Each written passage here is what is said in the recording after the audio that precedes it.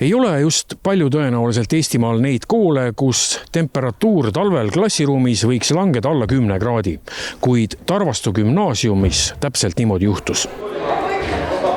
Ja meie koolis juhtus seda, mis teistes koolides on, ma ei oska kommenteerida, statistika puudub. Kas me just ainuke oleme, ei ole päris kindel, aga kuna meie maja on nii hõre nagu ta on, siis nädalavahetuse külm tuul puus kõikidest pragudest, kõikidest aknavahedest ja seinapragudest sisse ja esmaspäeva hommikuks oli ikka päris külm. Mida see endaga kaasa tõi? Kas see tähendas ka seda, et lapsed tuli koju saata? Lapsi me koju päris ei saatnud.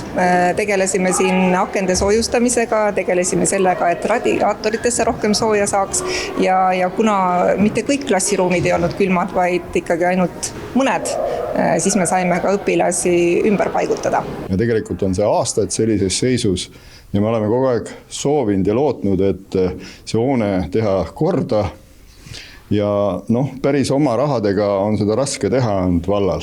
Kas vanemad ka nurisesid selle üle, et võib-olla lapsed kodus rääkisid, et temperatuurid kole madalad koolis? Vanemad otseselt juhtkonna poole oma nurinaga ei pöördunud, küll aga lapsed küll tulid ütlema, et kui klassid olid külmad ja siis me leidsimegi siin lahendusi ja teisi ruume, kuhu siis ümber kolida.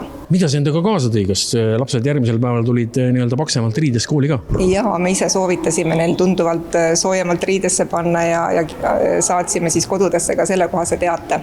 Nagu aru saada, siis tunneli lõpus paistab valgust. Ja tunneli lõpus tõesti paistab valgus.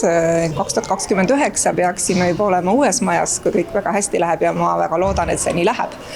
Ja praegu tegelemegi sellega, kuidas siis uue maja ruume milliseid meil oleks vaja ja kuhu neid paigutada.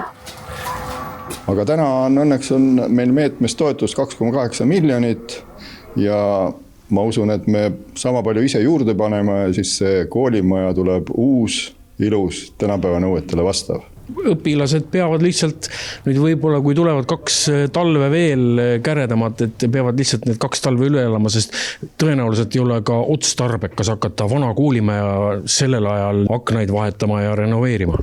Kindlasti, et vahel tundub, et vahetage aknad ära ja on kõik korras, aga tegelikult see ei ole nii lihtne, sellepärast kui me paneme uued aknad, siis on vaja ventilatsiooni ja kõik see ei ole nii lihtne, et pigem siis ma usun, et lapsevanemad ja lapsed mõistavad ja loodavad ja ootavad uut koolimaja ja kannatavad selle võib-olla 2 talve ära siis. Kõik on väga rõõmsad, kõik ootavad uut koolimaja.